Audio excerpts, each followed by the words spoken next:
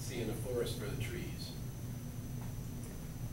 Anybody got an idea for him? Allegro.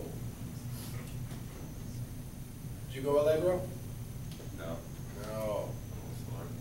Yeah, good deal slower. What kind of music is this? Is there a little description? It's an overture. Yeah, what's an overture? It's like the beginning. Something like that. Is it actually the beginning? Anybody? It's like the prelude to What's that? It's like the prelude to an opera. Yeah, it's the sit down and shut up now. You know, I go on these tangents now and again, but I hope to some degree you find this relatively interesting, like I did. You know, the opera particularly wasn't remotely the kind of activity that it is now when, like, Wagner was writing. It was really raucous. They would serve food and booze, and there were these booths, like, you know, luxury boxes in an NFL stadium that had curtains that you could close if you wanted to do things in there that people didn't want to see you doing. I mean, it was raucous in there. It wasn't quiet, it wasn't like respectful a lot of times. And so literally to a degree, these things were just about that, just about, okay, we're gonna actually start the show now. I mean, people weren't wearing wristwatches, and their cell phones weren't, they didn't know from checking online that it was going to start at 8 o'clock. You know? So I think that's important. When we consider what we're doing with music. Dr. Steele likes to tell a story. He used to teach this class. And in the final exam at the end of the class, he used to give an extra credit question. And it was, tell me the form of the excerpt that we've been using throughout the class. Tell me what form this piece of music is. And it was a 4 or 5 page little piano thing that he had used as a reference to different questions all throughout the exam. And he said he finally quit doing it after 3 or 4 semesters of watching young, ambitious people, much like yourselves, sweat and torture themselves for an extended period of time, scratching and clawing and trying to do a formal analysis of this little thing, that the extra credit was a joke. On top of the first page, it was called Rondo Number 2. It was a rondo. But no one ever just looked at the title and answered rondo.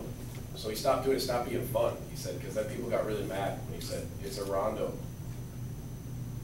So he cut it out.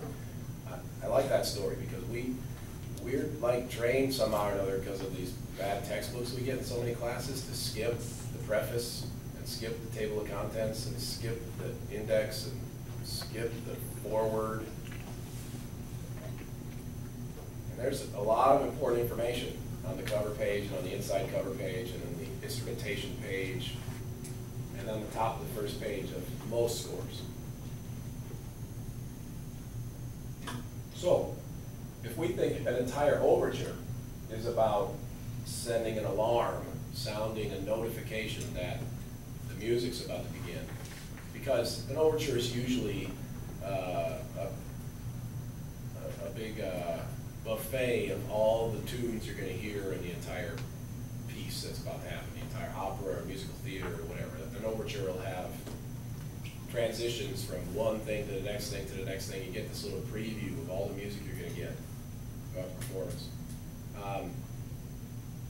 When does this one, when does it actually start doing it? After, And this is not just Drew. Drew's kind of on the literal hot seat, I suppose, right now, but it's for everybody. I don't want Drew to feel like he's getting questioned under the hot lamps in a police station or anything. But I'll ask a more direct question. Is the first note the real start of what Mozart has in mind?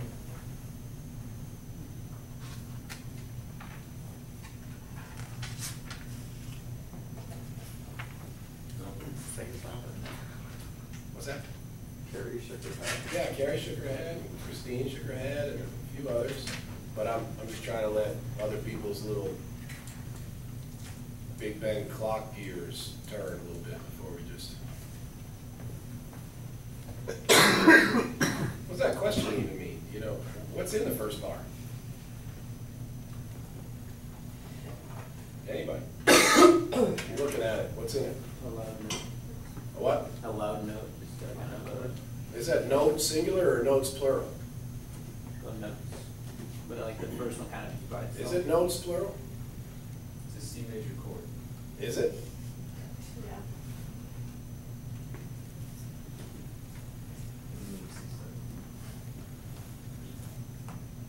What's in the second bar?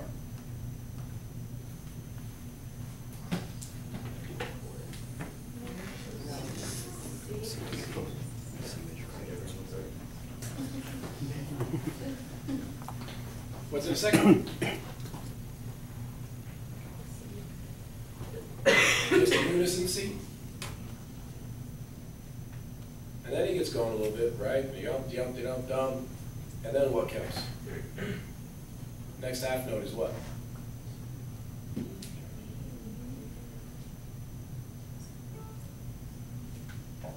And then the yump, dump, da dump, dump. What's next? G. And then yump, dump, da dump, dump. What's next?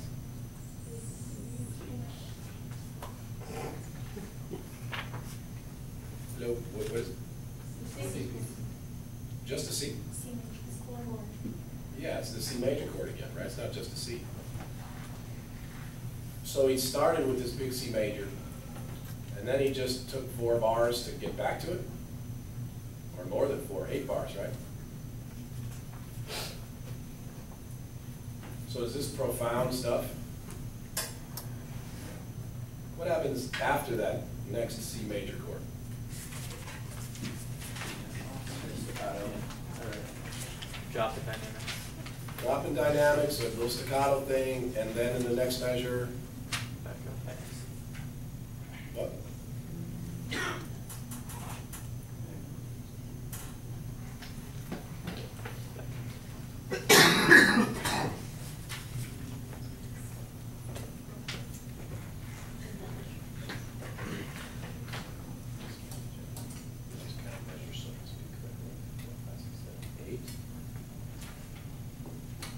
Nine's a little transitionary thing. What happens to 10? Oh, you're trying to tell me what species of tree it is. I'm just trying to get you to identify the name of the forest. You're probably correct, it's a 5/7 or something like that. I don't even know what it is though. What's happening? What's Mozart doing in measure 10? It's the beginning of what?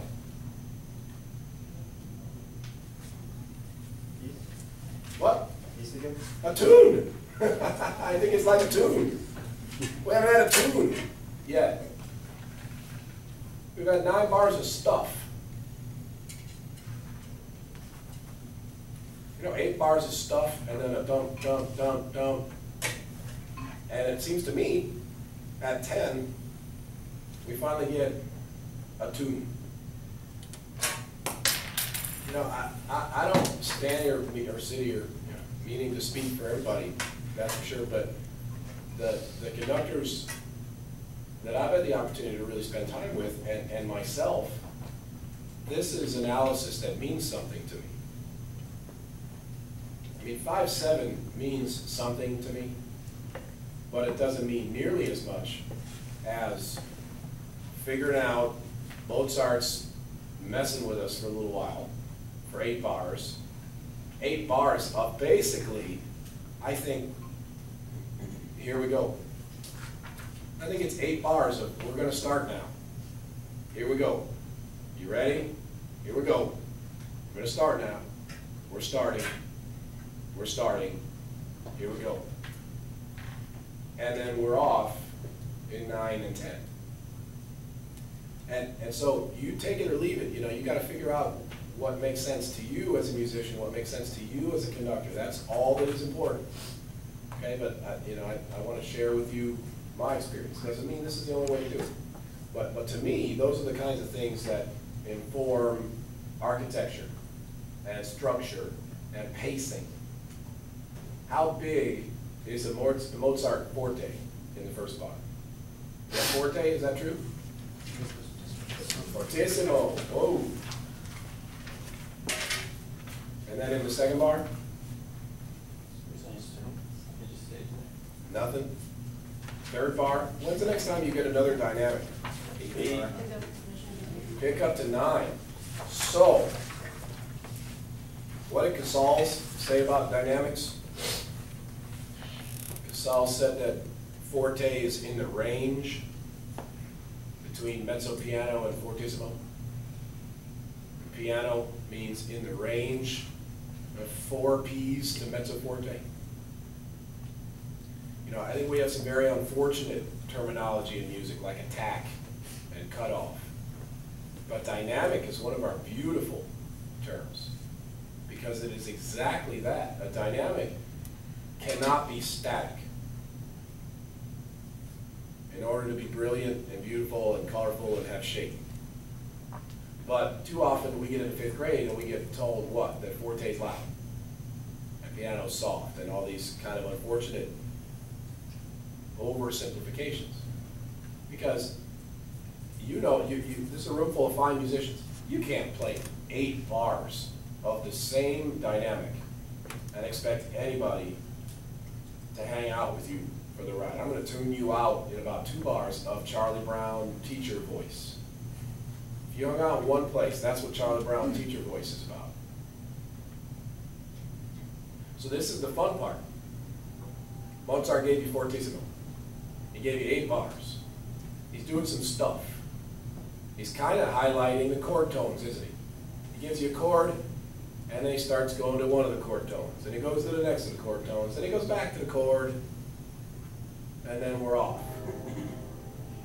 You know, this every semester when we do this, it reminds me of the beginning of the whole suite.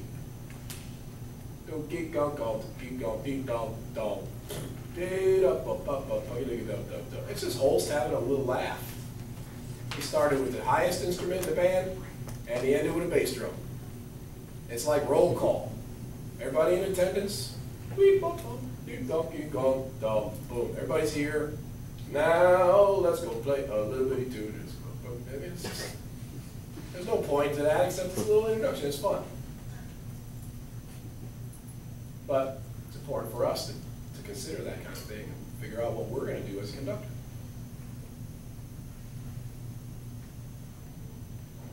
We'll come back to you if we can, Drew. You might be just like stewing up there. I would be, I suppose. So, who wants to go next?